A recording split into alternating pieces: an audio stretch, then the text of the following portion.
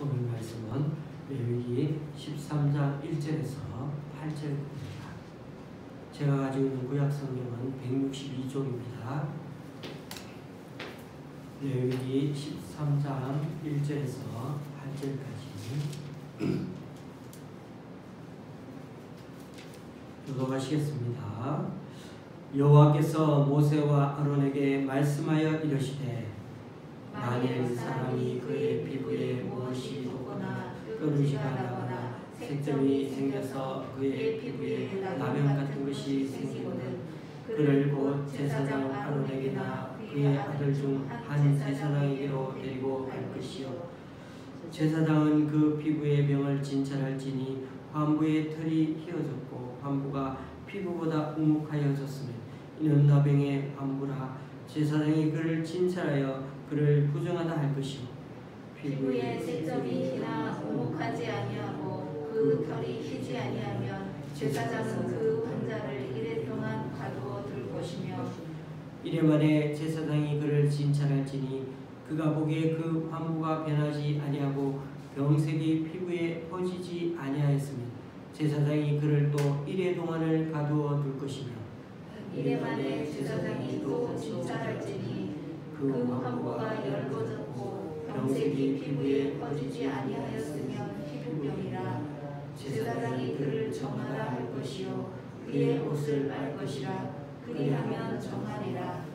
그러나 그가 정결한지를 제사장에게 보인 후에 병이 피부에 퍼지면 제사장에게 다시 보일 것이요 제사장은 진찰할지니 그 병이 피부에 퍼졌으면 그를 부정하다 할지니라. 이는 나병임이니라.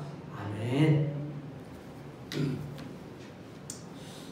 오늘 말씀은 13장, 14장 전체를 말씀을 읽어야 하지만은 일부분만 읽게 되었습니다.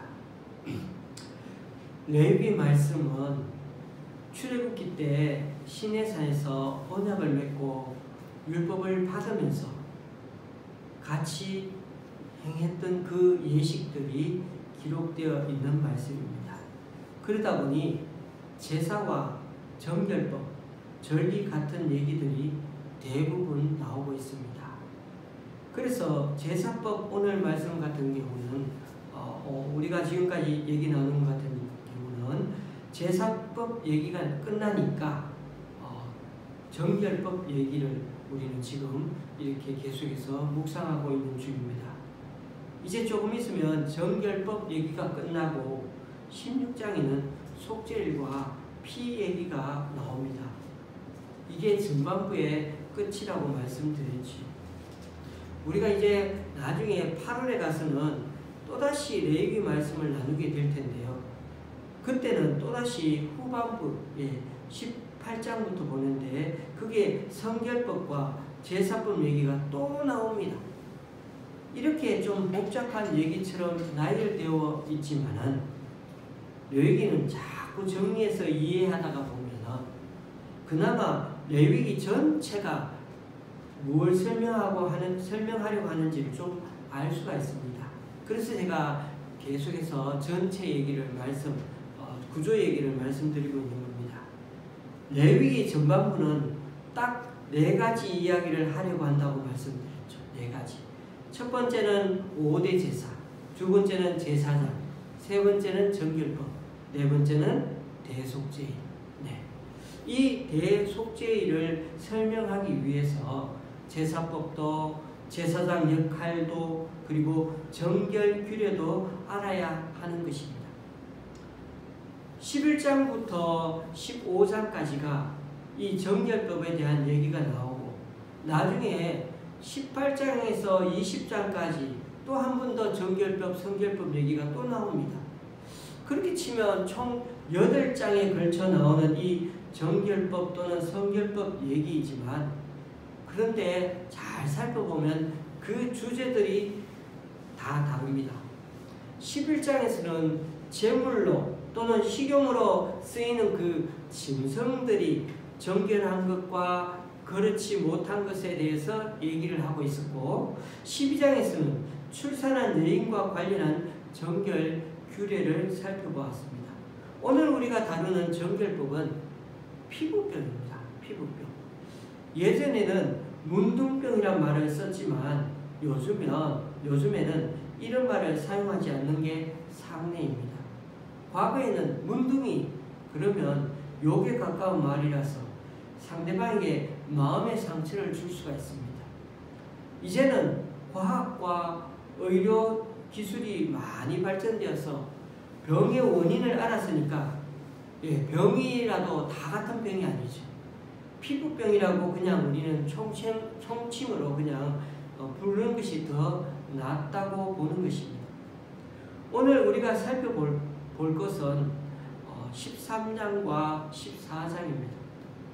아주 길죠. 그런데 여기 계신 분들은 이미 이 레위기 말씀을 여러 번 읽어보셨으니까 상세하게 내용을 살펴보는 것보다 크게 구조를 아는 게 좋습니다. 13장은 피부병 진단과 격리에 대한 내용이고 14장은 완치된 자를 위한 정결의식과 또 건물 정결 규례에 대한 내용입니다. 먼저 13장을 보면요. 크게 여기도 두 부분의 얘기가 나옵니다. 1절부터 39절까지는 각종 피부 질환을 진단하는 규례를 그렇게 써놓고 기록하고 있습니다. 그리고 40절부터 마지막 절까지는 감염된 사람과 물건에 대한 그 처리 규정이 나옵니다. 먼저 피부병 진단에 대해 한번 살펴보겠습니다. 우리 성경에는 2절부터 해서 계속 나오는 말이 나병이라는 표현들이 나오고 있는데요. 문둥병이나 나병이나 뭐가 다른가요? 생각할 수도 있는데 어쨌든 나병이라 번역된 히브리어 단어는 단순히 이 병을 특정해서 나병이라고 말하는 것이 아닙니다. 그러니까 한글은 나병이라고 되어 있지만 이 히브리어 단어는 발진성 피부염에 감염되었다는 그런 의미가 거기에 포함되어 있습니다. 그러니까 나병을 가리키는 말이라기보다는 아주 광범위하게 피부 질환 전체를 뜻하는 말로 이해하면 된다는 것입니다. 그리고 본문에서 설명하는 증상들은 이 병의 증상과는 다른 그런 피부 질환들을 아주 광범위하게 언급하고 있습니다. 따라서 어떤 한 가지 병명을 특정해 가지고 그 병을 가진 사람에게 딱 초점을 맞출 것이 아니고 피부 질환을 왜 부정하다고 했는지를 성경에서 왜 그 피부 질환을 부정하다고 했는지를 아는 것이 더 중요하다는 것입니다. 이스라엘을 비롯한 당시 고대 사회에서는 피부 질환자들을 신의 저주를 그러니까 신의 저주를 받은 사람이라고 그렇게 생각하는 관습이 있었습니다. 그것은 이스라엘만 그런 게 아니고 근동에 있는 그 근처에 있는 다른 신을 믿는 사람들도 마찬가지였습니다. 이스라엘 백성의 경우에는 45절에 보니까 피부 질환자는 진영 밖으로 나가가지고 옷을 찢고 머리를 풀고 윗입술을 가리고 그걸 어떻게 말하라고? 입도 못 벌리고 얘기해야 돼요. 부정하다를 반복적으로 외치게 했습니다. 이런 것을 보면 피부 질환자가 마치 하나님의 저주를 받은 것처럼 그렇게 보이는 것 같지 않습니까? 이런 피부 질환자에 대한 규정은 환자 본인을 얼마나 부끄럽게 만들었겠습니까? 왜 스스로 자기에게 그렇죠? 그렇게 남들에게 알리게 되는 거니까. 하지만 성경 어디에도 잘 보면 피부 질환자가 하나님 저주를 받았다는 구절이 성경에는 없습니다. 신명기 27장에 나타난 저주에 관한 목록이 쫙 27장이 신명기에 나오거든요. 그런데 거기에는 피부 질환자는 또 해당되지 않습니다. 따라서 피부 질환자가 하나님 저주를 받았기 때문에 부정하다고 하는 것은 절대 아니라고 말할 수가 있습니다. 그러니 교우님들 혹여나 피부 질환자뿐만 아니라 남들에게 저주받았다는 말을 절대 쓰면 안 됩니다. 저는 그런 말로 성도들을 가르쳐온 과거 목사님들 가끔 얘기를 들어보면 그런 모습을 저는 별로 좋아하지 않습니다. 성경에 없으니까요. 주님은 우리 보고 원수를 사랑하라고 하지 않았습니까? 솔직히 저와 여러분은 원수를 사랑할 수 있을까요? 말은 많이 들었고 사랑하려고는 하지만은 저는 아직까지도 사실 제 자신은 별로 자신이 없습니다.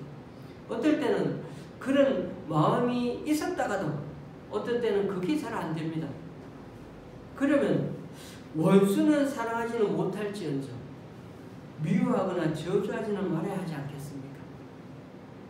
목사님, 구약에는 저주하라고 했는데요. 물론 그렇게 쓰여 있어도 예수님이 신약에 오셔서 뭐라고 그러셨습니까? 원래 뜻은 하나님의 진심은 그게 아니라고 하셨죠. 크게 보면 원수도 사랑할 정도로 우리 마음을 늘 크게 넓혀야 한다. 이는 이로 갚고 뭐는 뭐로 갚아라 하는데 그러나 예수님은 원수도 사랑하라고. 그게 바로 우리 하나님의 진정한 뜻이요 정신이었습니다. 그래서 우리는 크게 보면 원수도 사랑할 정도로 늘 우리 마음을 크게 넓혀서 살려고 애써야 한다는 것입니다. 레위기에서 말하는 부정하다는 말은 거룩함에 반대되는 것들을 의미합니다. 즉 도덕적이고 윤리적인 관점이 아니고 상징적이고 종교적인 의미로 접근해야 한다는 것입니다. 레위기 말씀의 초점은 거룩함, 즉 구별에 있습니다. 하나님의 백성은 구별되어야 합니다. 내적으로나 외적으로 흠이 없어야 한다는 것이죠. 그래서 외견상 보기에 흠이 있는 피부 질환자들을 부정하다고 한 것입니다. 특히 피부 질환은 전염성이 강하기 때문에 공동체 전체가 감염될 수도 있습니다. 즉 공동체 전체가 부정하게 될 수 있다는 것이죠. 지금 우리 코로나 사태가 그렇지 않습니까? 피부병은 아닌데 호흡기 질환인데 감염률이 엄청납니다. 어제 하루 49만 명이 감염되었다고 하지 않습니까? 어제 한번 찾아보십시오. 49만 명. 엄청납니다. 그래서 1000만 명이 넘었다고 그러죠. 5분의 1이 감염된답니다. 또한 피부 질환은 외견상으로 다른 사람에게 혐오감을 줍니다. 그래서 사람들이 피부 질환자와 접촉하는 것을 꺼리게 되고 환자 스스로도 외부와의 접촉을 차단하게 됩니다. 우리가 저는 가보지 않았지만 가보신 분들도 많으신데 소독도 가보면은 또 그런 분들이 한센시 병에 걸리신 분들이 계시죠. 그래서 이런 피부 질환자를 부정하다고 외치게 하고 격리시킨 것은 그가 저주를 받았기 때문도 아니고 그를 수치스럽게 만들려고 하는 조치도 아닙니다. 다만 공동체 전체가 부정하게 되는 것을 방지하기 위한 조치라는 걸 잊지 말아야 한다는 것입니다. 그렇다면 부정한 그 사람을 다시 제사장에 와서 나중에 나았는지 안 나았는지 검사할 필요가 없죠. 그냥 다 끊어버리고 버려두면 되는데. 그래서 하나님의 백성은 구별된 삶을 살아야 한다는 것을 오늘 이 말씀에서 한번 생각해 보게 되는 것입니다. 그리고 그 더 중요한 것은 그 삶은 내면적인 것뿐만이 아니라 이제는 외견상의 삶도 우리의 신체도 우리의 건강도 소중하게 여기며 살아야 한다는 것입니다. 그래서 그리스도인은 하나님이 주신 것이기에 몽땅 몸도 마음도 모두 하나님 주신 것이기에 건강하도록 최선을 다하여 살아야 한다는 것입니다. 우리의 몸과 마음을 병들게 하는 것들을 나의 삶에서는 쫓아내요. 정신적인 건강도 중요하다는 것입니다. 13장 40절부터 보면 자신이 피부 질환자인지를 남에게 알리는 것부터 하라고 하고 있습니다. 즉 정상인들과 격리시키는 것부터 먼저 알려줍니다. 우리도 코로나 확진이 되면 무조건 제일 먼저 해야 되는 게 격리죠. 격리, 자가 격리. 격리부터 해야 됩니다. 집에 가서도 가족과 격리해야 됩니다. 격리. 피부 질환은 전염성이 아주 강하기 때문에 공동체 전체가 오염될 가능성이 높기 때문에 진영 밖에서 혼자 살도록 그렇게 격리를 시킨 겁니다. 이것은 공동체 전체의 부정을 방지하기 위한 필연적인 선택이라고 할 수 있습니다. 같이 살아도 되면 그렇게 살지요. 만약에 성막이 그런 생각도 해봅니다. 만약에 성막이 다시 움직이고 막 사람들 다 이스라엘 백성이 이동하면 이 사람들은 어떻게 해야 될까요? 이들도 똑같이 사목을 가로질러 똑같이 이동해서 뒤에서 따라가야 되지 않겠습니까? 놔두고 가는 것이 아니라 따라가는 겁니다. 그러니까 이들이 피부병이 걸렸다고 해서 공동체에 완전히 버려지는 것은 아닙니다. 그리고 성경에서 진영 바깥이라 표현한 것을 한번 살펴보면요. 죄인과 부정한 사람이 쫓겨나는 곳이 바로 진영 바깥입니다. 우리가 버려진 사람은 일을 가는 밖에 쫓겨나가지고 일을 간다고 하죠. 아담과 하와가 죄를 짓고 진영인 그 에덴 동산에서 쫓겨났죠. 범죄자의 처형도 진영 바깥에서 이루어집니다. 예수님도 마을에서 훨씬 떨어진 어디 곳으로 갔죠. 골고다 언덕 위로 가서 거기서 끌려가가지고 거기서 처형되었습니다. 더욱이 진영 바깥은 하나님의 임재를 상징하는 그 법궤에서 아주 멀리 떨어진 것이 바로 그것이 하나님 임재를 상징하는 그 법궤에서 떨어져 있다는 것이 바로 진영 바깥인 것입니다. 하나님으로부터 격리되었다 이런 느낌을 가지게 해주는 것입니다. 그래서 예수님도 돌아가실 때 어떻게 했죠?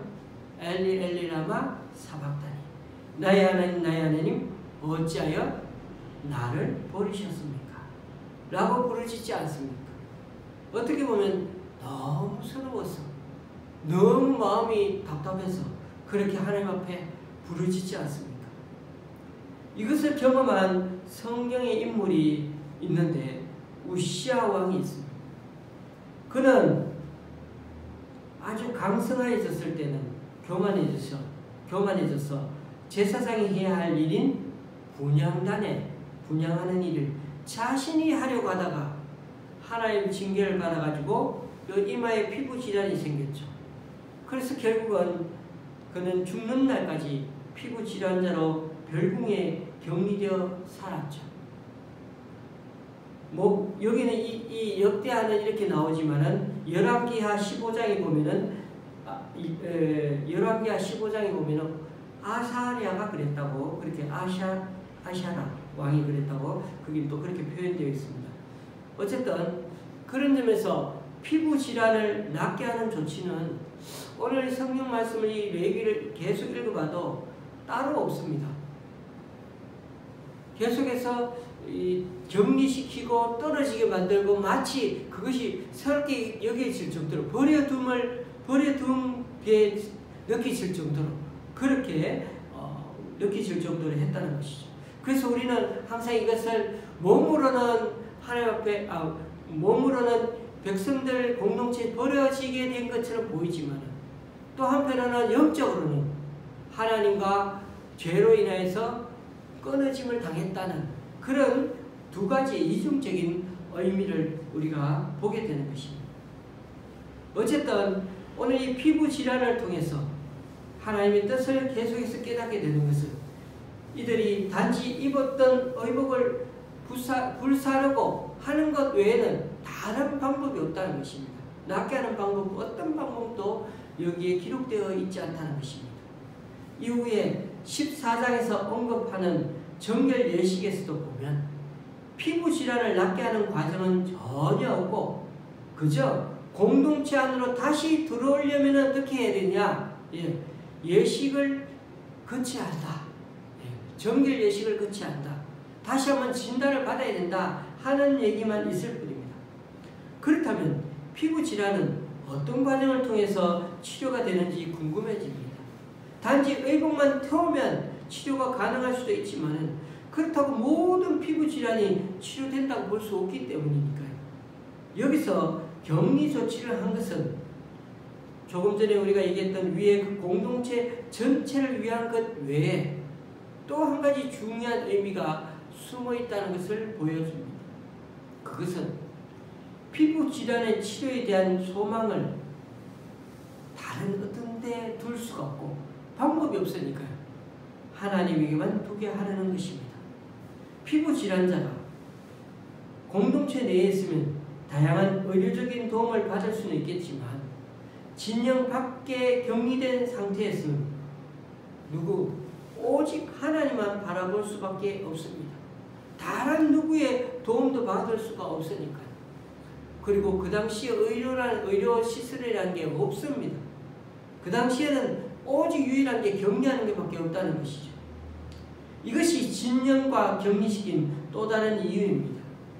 하나님만 바라보는 시간은 바로 또 다른 한편에서는 치유를 우리에게 경험하게 하는 것입니다. 이런 점에서 우시아 왕은 결국에 격리되어 있으면서도 어떻게 보면 하나님을 바라보지 않았던 것은 아닌가 하는 추정도 하게 됩니다. 다시가 하나님께 회개하고 하나님께 붙들고 나왔어야 되는데 하는 생각을 우리에게 던져주게 됩니다. 왜냐하면 그는 결국 왕들의 묘지에 같이 묻히지 못하고 왕실의 묘지에 근접한 그러한 땅에 묻히기만 했을 뿐이기 때문입니다. 오늘 그리스도인에게 감당할 수 없는 어떤 문제가 생겼을 때 우리는 그 막막함을 느끼게 되지 않습니까? 어떻게 해야 되나? 모든 것이 단절되는 듯한 고통을 경험하면서 하나님 왜 안 도와주실까 하는 안타까움을 느끼면서 아니 내게는 누가 도와줄 것도 아무것도 없고 사방팔방 다 막혀 있어서 이런 생각할 때 그럴 때 하지만 그 시간은 한편으로는 하나님만 다시 바라보기를 원하시는 하나님의 처방일 수도 있다는 사실을 기억할 수가 있어야 할 것입니다. 오히려 그 시간이 진정으로 하나님의 임재를 경험하는 시기가 될 수 있는 것입니다. 그러므로 나에게 닥친 시련이 지금 있다면 그 시련은 세상에 빼앗긴 우리들의 시선을 다시금 온갖 방법들을 동원해서 했다 할지라도 그 시선을 이제는 하나님을 다 막혔으니까요. 다 해도 안 되니까요. 오직 하나님을 향하도록 별 수 없네. 한 가지밖에 없네. 이제는 죽으나 마나 죽으나 사나 하나님밖에 없네. 하나님을 향하도록 하는 은혜의 시간이 될 수 있다는 사실 다시 한번 우리가 붙잡을 수 있는 시간이 되어야겠습니다. 14장은 피부 질환자나 또 건물이 정결하게 되는 과정을 소개하고 있습니다. 여기에서도 중요한 점은 피부 질환이 치료되는 과정이나 집에 곰팡이가 어떻게 제거되는지에 대한 내용은 전혀 설명하지 않고 있습니다. 단지 피부 질환이 치료가 되고 곰팡이가 제거된 이후에 정결하게 되는 과정을 제시하고 있습니다. 피부 질환이 치료된 사람을 진영 안으로 받아들이는 의식에는 몇 가지 과정을 거쳐야 합니다. 그 과정은 거룩하지 않은 그 진영 밖에 부정한 그 장소에서부터 시작해가지고 가장 거룩한 장소인 성소에서 정결 절차를 마무리하게 됩니다. 첫 번째 절차를 보니까 부정한 장소인 진영 밖에서 이루어지는데 정결한 새 2마리 그리고 백항목 그리고 홍색실 우설초 이렇게 여러 종류의 물건을 가져와가지고 환자 자신이 직접 가지고 와야 됩니다. 이 가운데 새 한 마리는 흐르는 물 위에 질그릇 안에서 탁 새를 목 따서 잡든지 어떻게 잡아가지고 그 피를 우설초에 찍어서 회복된 환자에게 몇 번, 7번을 뿌린 다음에 그에게 정하다는 선언을 했습니다. 그리고 살아있는 새 한 마리가 남았죠. 그 새 한 마리는 덜에다가 놓아줍니다. 어떻게? 정하다라고 선언하면서, 예. 그래서 자유롭게 놓아준다는 것이죠. 그 사람은 옷을 빨고 모든 털을 밀고 물로 몸을 씻기까지 합니다. 이 과정을 마친 뒤에야 진영 안으로 들어올 수가 있었습니다. 그렇다고 자신의 장막으로 바로 또 들어가지 않습니다. 아직 정결하게 되는 모든 과정을 마친 것이 아니기 때문에 7일 더 장막 바깥에서 머물러야 했습니다. 이런 처사는 가족들에게 구정을 집으로 옮기지 않게 하기 위한 것입니다.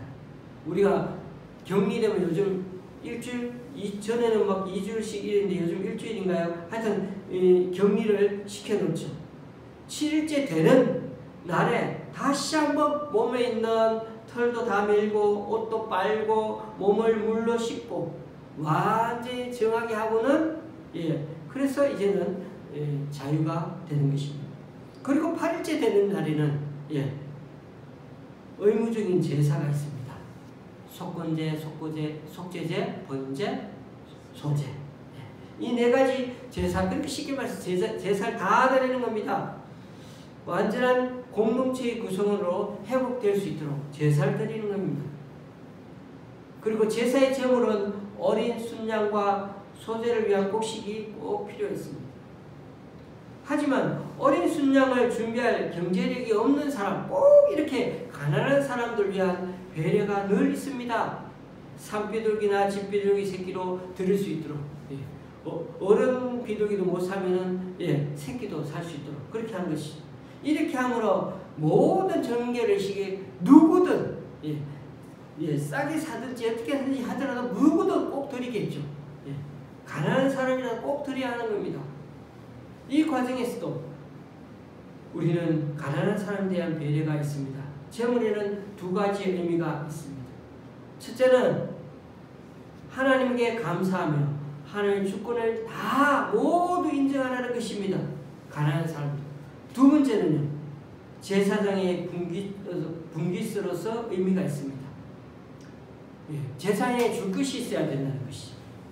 그렇다고 해서 이것이 혹여 가난한 사람들을 착취하게 해서 이 가난한 사람들에게 이 집비둘기 무슨 것도 줄 수도 있고 소재도 가져오라 여러 가지 이렇게 얘기했다는 것이 아닙니다. 그래서 가난한 사람까지 다 탈탈 털어가지고 다 내어서 제사장이 줘야 된다 이렇게 표현한다는 것이 아닙니다. 오늘날에도 교회 헌금에 대해서 여러 가지 잡음이 많습니다. 또 세상 사회의 시선도 교회에 대해 결코 곱지가 않습니다. 우리는 그걸 잘 못 느끼지만 안에 있어서. 근데 세상 사람들은 교회에서 돈을 막 간다고 생각해요. 그런 것을 아주 싫어합니다. 그럼에도 교회 여러분들, 헌금은 하나님의 주권을 인정하는 것이고 예수 그리스도께서 머리 대신 그 교회를 세우기 위한 은혜로운 제도입니다. 그래서 무엇보다도 헌금은 드리는 자의 자원하는 마음과 최선을 다하는 정성이 우선입니다. 이 마음 자세는 우리가 결코 잊어버리면 안 되는 것입니다. 오늘 말씀을 다시 한번 정리해 보겠습니다.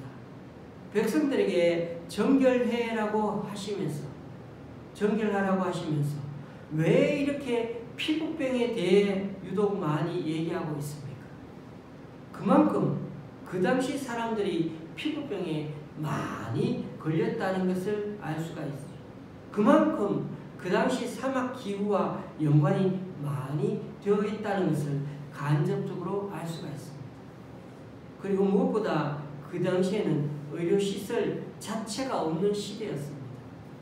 그래서 위의 정결 규례에서 우리가 눈치를 채야 하는 가장 중요한 사실은 피부병을 진단하고 검사하는 것은 할 수가 있는데, 그리고 다른 사람들과 격리시켜서 감염 안 되게는 할 수 있겠는데, 또 나오면 나았다고 제사도 드리고 사람들에게 이 사람 정상인이야 라고 알려줄 수는 있는데, 가장 중요한 치료 방법에 대해서는 이런 방구도 하지 않고 있다는 것입니다.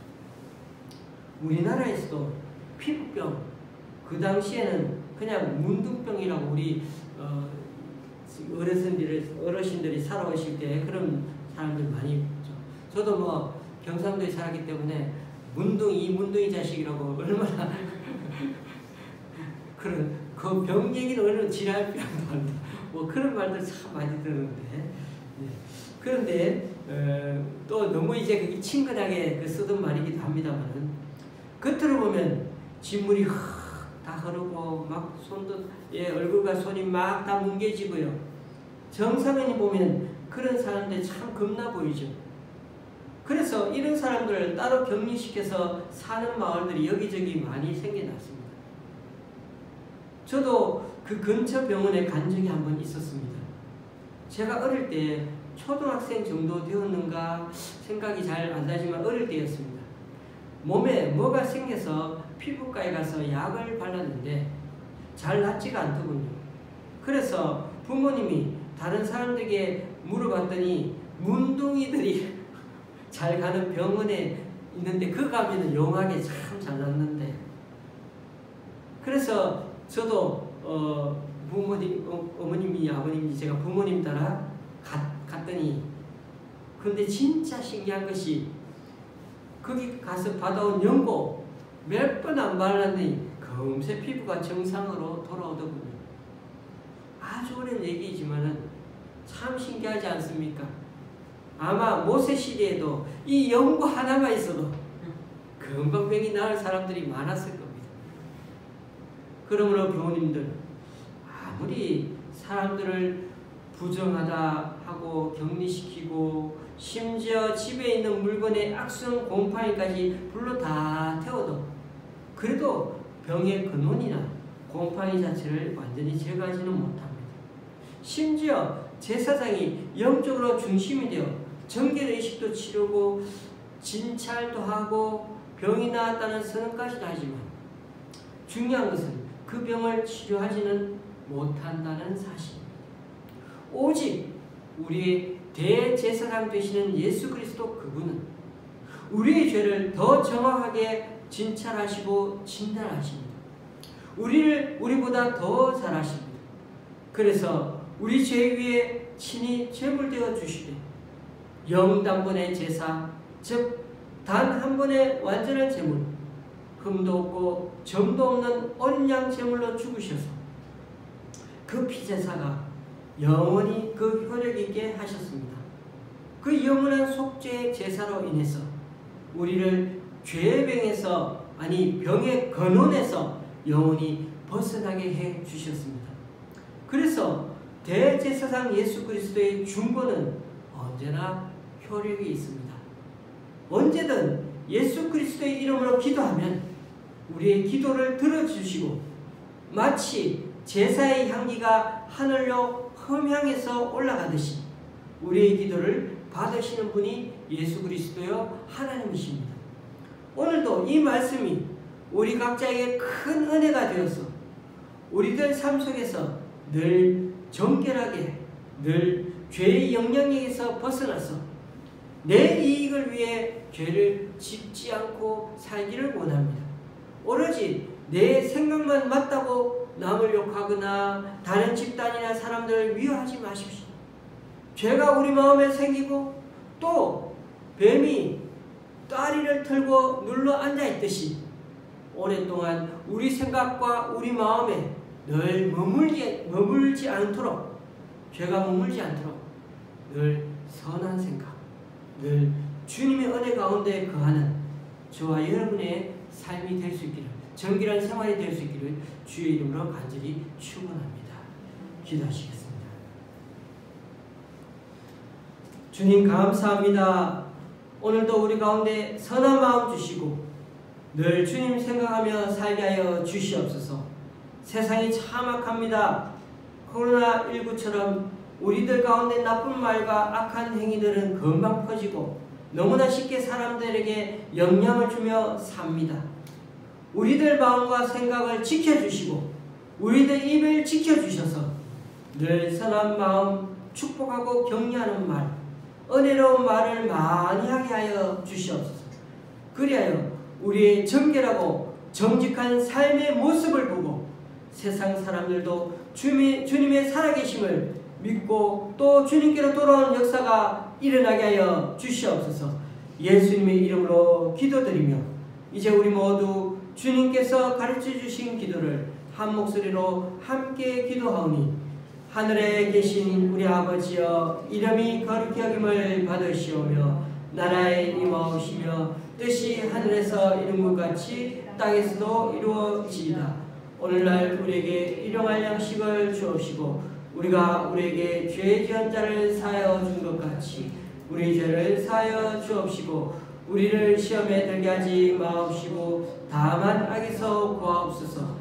대개 나라와 권세와 영광이 아버지께 영원히 싸움나이다. 아멘.